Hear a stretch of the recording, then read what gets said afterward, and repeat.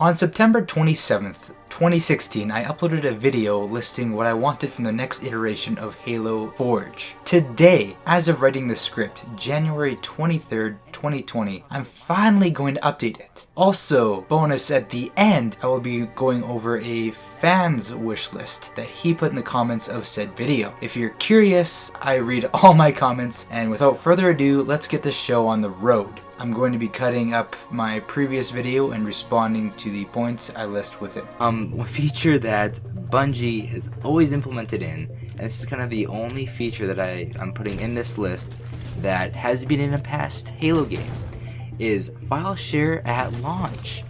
I want to be able to download people's maps when the game launches. I don't want another Halo 4 where we have to wait. I don't want another MCC where we still don't have a file share. I don't want another Halo 5 where, although our file share is probably one of the best we've ever had, it's just, it wasn't there. This part is huge. If 343 Industries launch Forge without a file share, it will be a huge blow. Imagine showing off how many amazing things the community can make with this mode to people who haven't played Halo before, and after they tell you how cool this all looks and they ask how you download these awesome maps and modes, you break the bad news. Nope, you need to go through an awful hidden process to download these maps. Halo 5's file share has been improved upon vastly since I've posted this original video, and it would be a massive downgrade if we didn't launch Halo Infinite with something equal to or better than what we have right now in Halo 5. The next thing I want is just start off with all the pieces that are in Halo 5 at the time of Halo 6 launching. I don't want it to be like another Halo 5, I'll say, where it's like, oh, we don't have any kill balls, we don't have any one-way, two-way shields, we don't have any of this and that. We still don't have trade zones, which are amazing features added in Halo 4 that we still don't have. Again, I feel like this is fair. Also, keep in mind that we did end up getting trade zones in Halo 5 sometime after this original video was posted. I really didn't want a repeat of what Halo 5 did, where the base Forge was amazing, but missing features we've had in all past Halo games. We still don't have a way to start a new round within Forge, or mess with player traits, and launch Forge with different game modes in Halo 5. I would say, with the long ass wait time we're going through right now for this next version of Halo, I'd love to see more features in Forge, not less.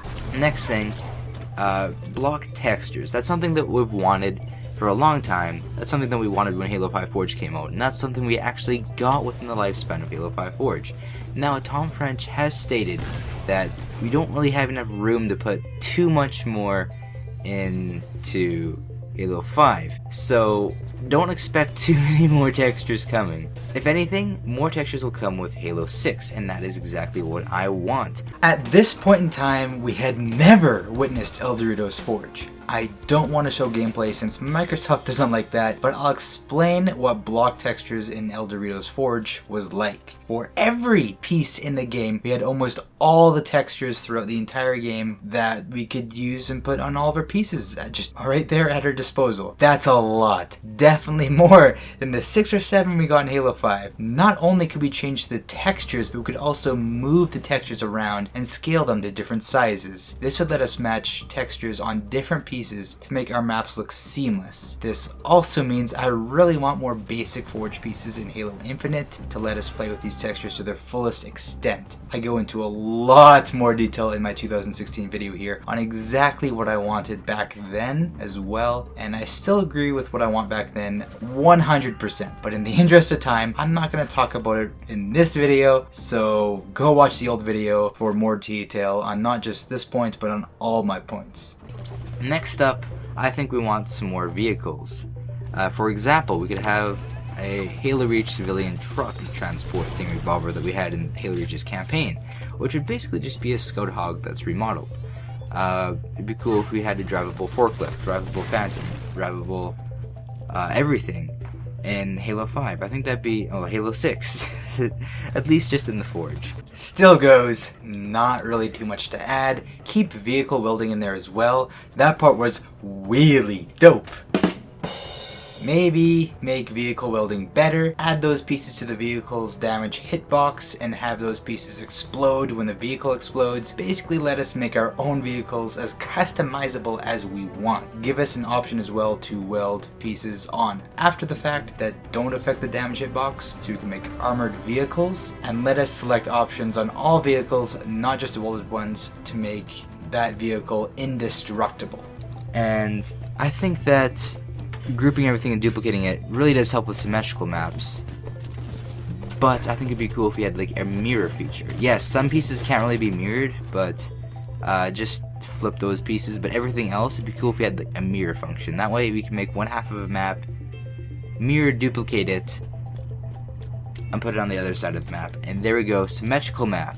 Not too much to add on to this point. If we could mirror selections, we can make symmetrical maps worlds easier. Even if we just do it at a blockout level and design both sides after the blockout with different aesthetics. Next up is scaling. That's something that Tom French said that he wanted to kind of look into.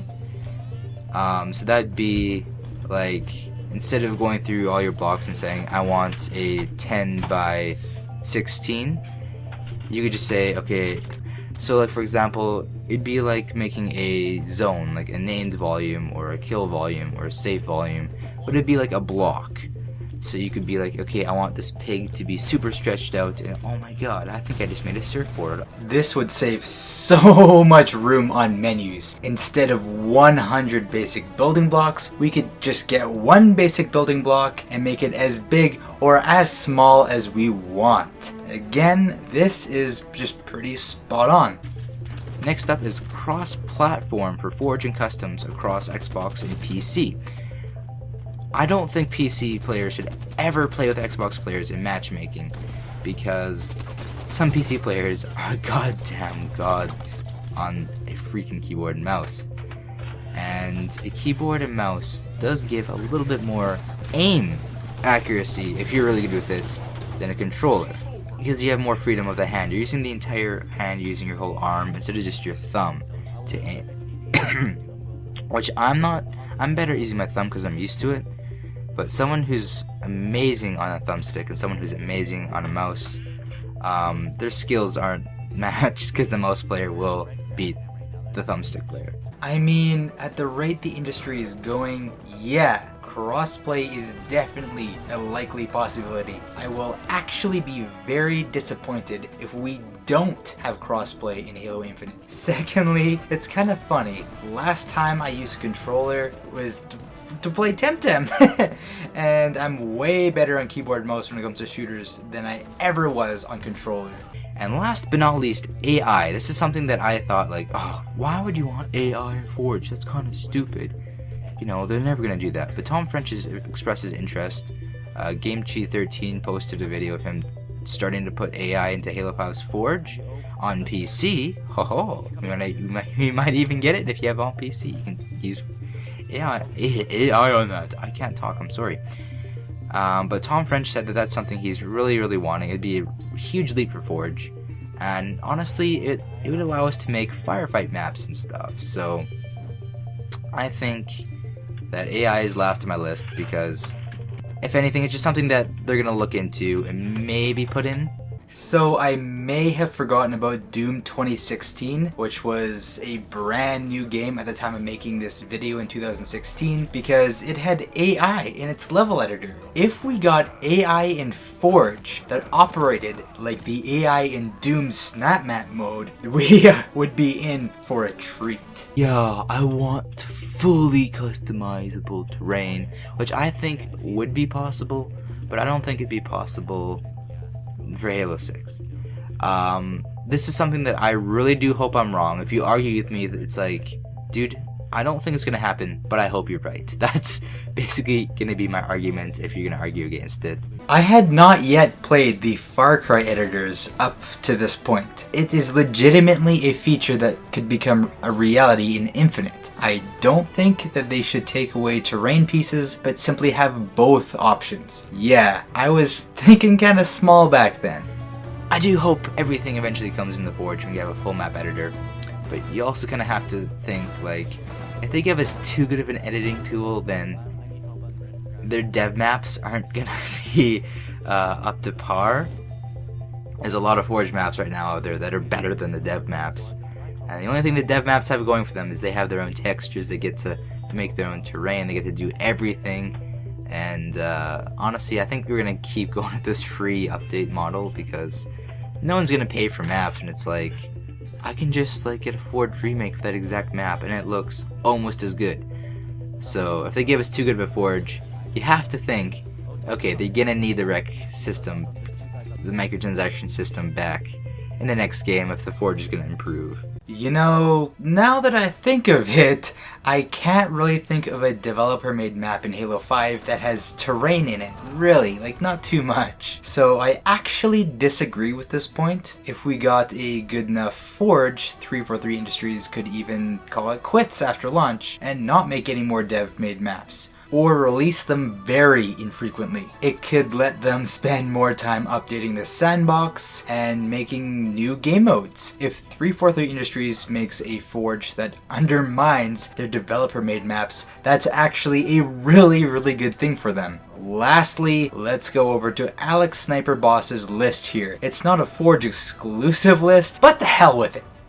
So here is Alex Sniper Boss's Halo 6/Halo Infinite's wish list. So for the campaign, he wants to focus on Master Chief and the Covenant. He wants better music, like Halo 1 through 3's music. He wants it to be longer than Halo 5's. He wants the Flood to return. For multiplayer, he wants playable elites, classic game modes at launch with new game modes, and have CTF/Strongholds as its own playlist. He wants more Warzone maps, maybe an ODST Battle Royale, nothing about multiplayer and campaign. He wants classic Firefight, Spartan Ops, or something like that. For Forge, he wants AI in Forge, a cutscene maker, whatever that could be, Warzone maps, Firefight maps, more objects. For customization, he wants achievable armor via achievements, like helmets, maybe also Rex, and of course emblems. He wants katanas and burning helmets, and possibly the ability to create your own emblem, and split screen.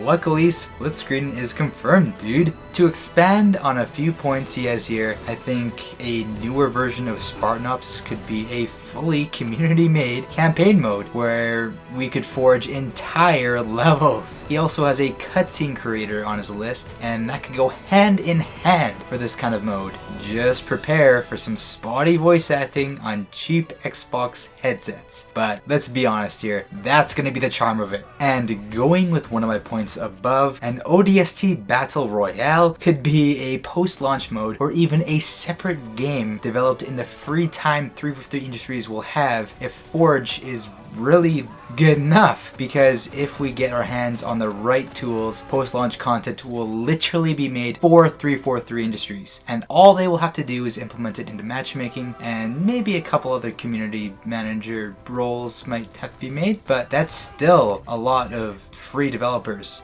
But keep in mind, I'm not a developer, so don't take my word as fact. I would say this video is long enough, so I'll end it right here. But before we go, I just want to thank all of you guys for getting me to 1,000 subscribers for the 3rd time in this channel's lifetime. And thanks to Slip for joining my Discord to let me know that he was the one to do it. He was number 1,000. If you haven't already, it might also be a good idea to go join my Discord as well. I'm on it a lot. It's pretty much my online friends list. Thanks for watching, and I'll see you guys in the next one.